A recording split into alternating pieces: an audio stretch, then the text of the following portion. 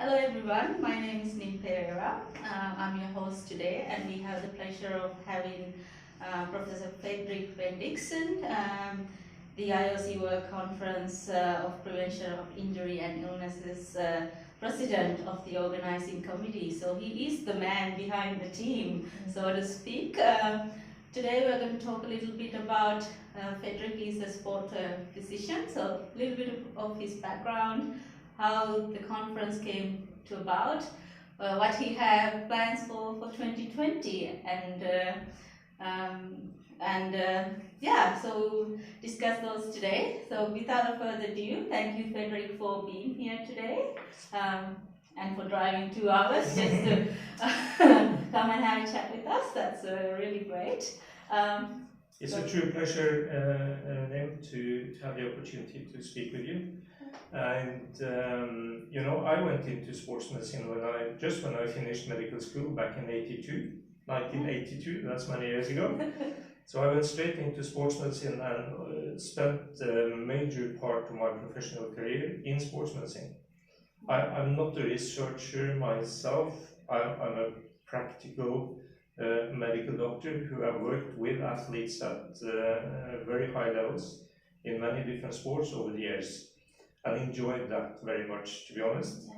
And now I'm semi-retired from clinical work, but I try to use my experience and interest on the IOC Conference on Prevention of Injury and Illness in Sport, as well as the IOC Advanced Team Physician courses. Yeah. Thank you. That's a nice summary, because I was trying to figure out the best way to explain all your vast array of experience. How did the conference came about in it's 2002? We created the Oslo Sports Trauma Research Center back in 2000. And the idea behind that was to have a place where young, talented doctors, researchers, physiotherapists could actually in a structured environment, do their research on injury prevention. After 2 years of Professor Ingebretsen and Professor Barr's travel journey on that, we said that, hey, there's so much going on, not only here in the research center in Oslo, but across the world. So let us try to gather those people who are interested in the field of prevention research at the conference. So that's where it started. So we started planning back in 2002. We had the first edition here in Oslo in 2005 with between 400 and 500 people attending from very many countries. We wanted to follow up on that success because we think it's very important that people across cultures, natures, research centers get to know each other and work closely together. So we had the next edition of the World Conference in Tromsø in 2008, and that's where we started to get IOC on board to continue this endeavor. Yeah. And look at the way that it has come since then. Grown into the biggest sports injury and illness prevention conference in the world. That's right, and it's of course great to see that all the good research that is done at many different centers of research expertise across the world is actually coming together to share the knowledge and to actually point the direction. All the research we have now been doing for almost 20 years. Where will that lead us when it comes to the implementation in the clubs, on the national teams, across borders, to actually help the athletes to live a professional, long career without very damaging injuries or illnesses. And also after they retired from the sports, continue to live a healthy lifestyle.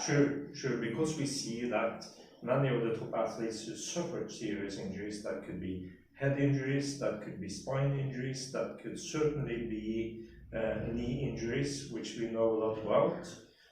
Many of these athletes have serious issues after retiring with continuous health problems, and all we can do to prevent that to happen in the future with the next generation of top athletes would be great. Yeah, many years of experience organizing the IOC World Conference as well as the Advanced Team Physician course.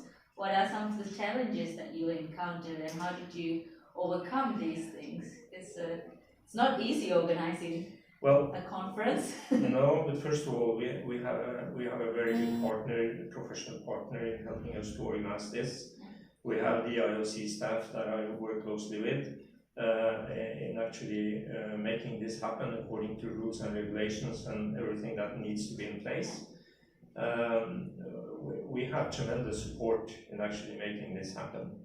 And you know, we have a truly worldwide international faculty on the scientific side that is great to work with. I mean, Professor Barr is doing the major part of that coordination, and I do the coordination on the practical things on the conferences. Yeah, so it's the team that brings it together. It's a true team. It's a true team. Yeah, and what are some of the positive experiences from this that you've come away so far? You know, I really love to see the young people with a great interest in this area doing research work, as well as those doing the practical work in the field, coming together with very experienced scientists and sports medicine doctors who have been in this area for, as you said, decades, right? And I really love to create the possibility of the youngsters to meet those who have a lot of experience, because we can learn from each other both ways. And I see that happen at both the IOC Advanced Team Physician course, as well as, of course, the IOC World Conference on Prevention of Injury and Illness in Sports. And that's, to me, great, because I think that's creating real value. Yeah, I attended my first IOC conference as a first-year PhD student back in 2014, and yeah, there were a lot of opportunities to network and meet a lot of the experts that you would not meet otherwise. So that was such a positive experience alongside the world-class research that was on showcase as well. Sure, and we see the benefit of this because we see people like yourself getting new opportunities internationally. We see collaboration on research projects between different sites in the world, which is where we really utilize the diversity and expertise. And I think that's a great thing coming out of the initiative we took many years ago. Yeah. So if I've never been to the IOC conference before, I'm just asking for our audience, what kind of networking opportunities would there be available? Are there any planned sessions, or would there be any activities? First of all, there's always a lot of interesting symposia. This coming conference, certainly, there will be many symposia where you can choose based on your specific interest. As far as I know, the faculty, they are very open to have discussions and be approached by newcomers coming in. So to all newcomers coming to this conference for maybe their first time, don't be shy. Just interact with all the experienced people you have the chance to meet and build true international connections and build your international network. That you will benefit from that in the future. Yeah, and then there's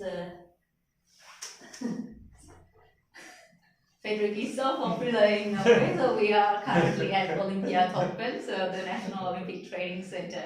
Okay. So you have a lot of athletes dropping by to say hello. That's actually one really of our champions from last cross-country skiing championship. So I had the privilege of working with a lot of extremely good athletes over the years, and it's always fun to meet them again. It builds a very strong relationship when you work as a team doctor. So that's one of the beauties of working in the sports medicine field for many years. Yeah, no, it's great to see too. And I was just going back to that networking opportunities. There's extended morning tea, lunch, coffee breaks, welcome events. So there's a lot of opportunities to mingle and get to know people. Absolutely, and use that opportunity when you come to Monaco in March. And I'm absolutely sure you will benefit from it going into the future. Yeah. So what's your vision for beyond 2020? How would you like to see the conference grow? Well, you know, and not just the conference, the impact of the conference. I think that's much more important to you, how we translate this knowledge. That's right, and that's where, what do they say in UK? That's the proof of the pudding, right? That's where you take the vast knowledge that has been generated over many years and transform that into real practice with the athletes. So the trainers, the sports coaches, the physiotherapists, the doctors around the world who are dealing with athletes actually take this into their daily work and make that applicable and in a systematic way to the athletes. Because that's really where the proof of all the good work is going to make a real benefit for the athletes. And I'm looking forward to see that happen to a greater extent over the next years, and we have been able to do over the last years. Just a final question: is there a cap of number of delegates that you can have at the conference?